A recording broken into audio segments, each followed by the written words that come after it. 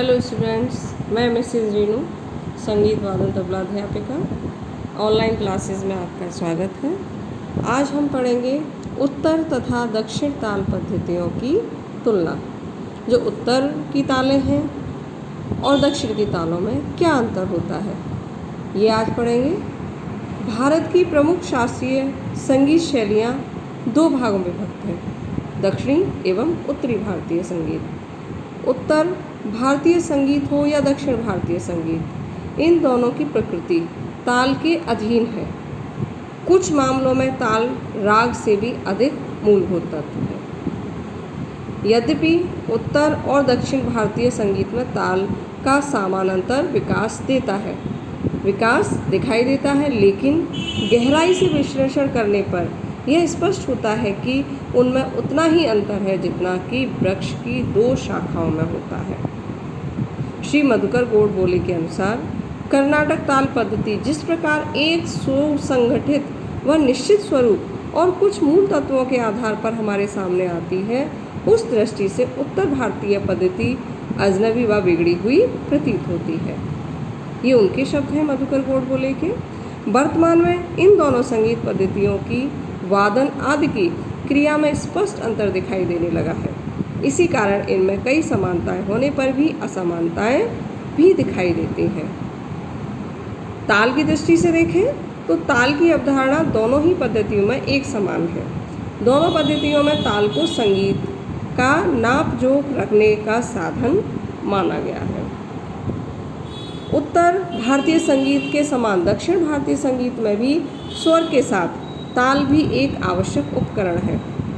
यद्यपि उत्तर भारत के समान 12, 14 तथा 16 इत्यादि मात्रा वाले ताल दक्षिणी दक्षिणी संगीत में दृष्टिगोचर नहीं होते, वहाँ पर ऐसे नहीं दिखाई देते हैं।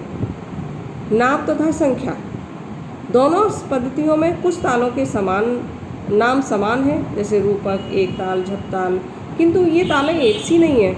अगर आकार को देखा जाए, मात्रा संख्या, ताली संख्या देखी जाए तो एक समान नहीं है, इनमें अंतर है।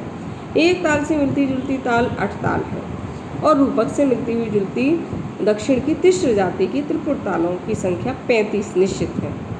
इनमें मुख्य तालें 7 तथा प्रत्येक की 5 जातियों से निर्मित कुल 35 तालें हैं। यानी मुख्य तालें तो 7 होती हैं और 5 जातियों से 7 पंजे 35, इस प्रकार से 35 तालें बन जाती हैं। उत्तर भारतीय संगीत में ताल बहुसंख्यक है।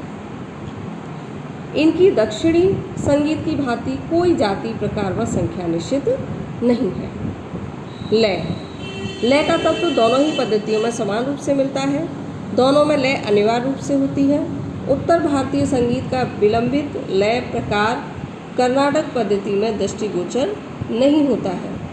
लयकारी का चमत्कार उत्तर भारतीय संगीत में अधिक समृद्ध है। मात्रा दोनों पद्धतियों में लय की नाप छोटी इकाई है। उत्तर भारतीय तालों में केवल एक नाप मात्रा है, जबकि दक्षिण भारतीय तालों में 2 नाप मात्रा काल तथा अक्षर काल मिलते हैं। दोनों पद्धतियों में विभाग मात्रा अनिवार्य रूप से आवश्यक तत्व है।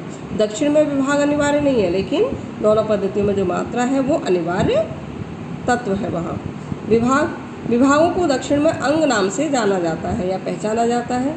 विभाग या अंगों की संख्या अथवा उनकी मात्राओं की संख्या का कोई नियम नहीं है। दक्षिणी तालों में एक मात्रा का भी विभाग होता है, जो उत्तरी तालों में केवल लक्ष्मी ताल आदि अप्रचलित तालों में ही मिलता है। लक्ष्मी ताल 18 मात्रा की ताल और इसमें एक एक मात्रा के ही विभाग हैं, अन्यथा नहीं मिलता है। दक्षिण के सभी अंग ताली के होते हैं, किंतु उत्तर में खाली का पृथक विभाग होता है। त्रिताल यानी 3 ताल के उत्तर भारतीय ताल पद्धति में 4 विभाग तथा दक्षिण में 3 ही अंग होते हैं, यानी विभाग होते हैं। जाति दक्षिण भारतीय तालों में जाति का बहुत महत्व होता है।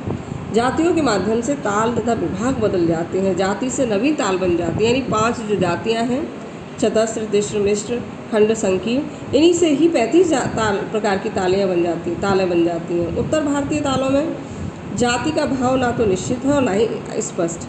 वास्तव में दक्षिणी तालों में जाति एक अनिवार्य तत्व है, जबकि उत्तरी तालों में इनका क्रियात्मक उपयोग न के बराबर है। खाली इसे दक्षिण में विसर्जितम कहते हैं। मुख्यतः या मुख्य अंतर यह है कि उत्तर के तालों में खाली का अलग विभाग नहीं होता और दक्षिण में विसर्जितम का विभाग नहीं होता। विसर्जितम विभाग के बीच की मात्राओं का स्थान दिखाता है। इस प्रकार इसका उपयोग एक समान नहीं है। ठेका। उत्तर भारतीय ताल पद्धति में ठेका ताल का महत्वपूर्ण अंग होता है। यहाँ कई ताल तो केवल ठेका द्वारा ही भिन्नता प्राप्त करते हैं। उदाहरणतः एक ताल, चार ताल, एक ताल भी 12 की है, चार ताल भी 12 मात्रा की है, लेकिन बजाने के क्रम में दोनों में अंतर है। झूमरा, दीपचंद ये दोनों 14 मात्रा की है, इनमें भी अंतर है। रूपक, तीव्रा 7 मात्रा की है, इनमें भी अंतर है। केवल ठेका द्वारा ही पृथक होती है, यानी इनमें अंतर ठेका बजाने पर ही प्रतीत होता है, अन्यथा इनमें कोई अंतर नहीं है। यदि हम ताली खाली से पढ़ें और बोलें नहीं तो कोई भी अंतर बताना मुश्किल होगा, किंतु दक्षिण पद्धति में यह बात नहीं है। इतना ही नहीं, आश्चर्यजनक तथ्य तो यह है कि दक्षिण में ताल के लिए ना तो निश्चित बोल होते हैं, न किन्हीं बोलों का अवलंबन ही किया जाता है। दक्षिण भारतीय ताल में ठेका नामक उपकरण है ही नहीं।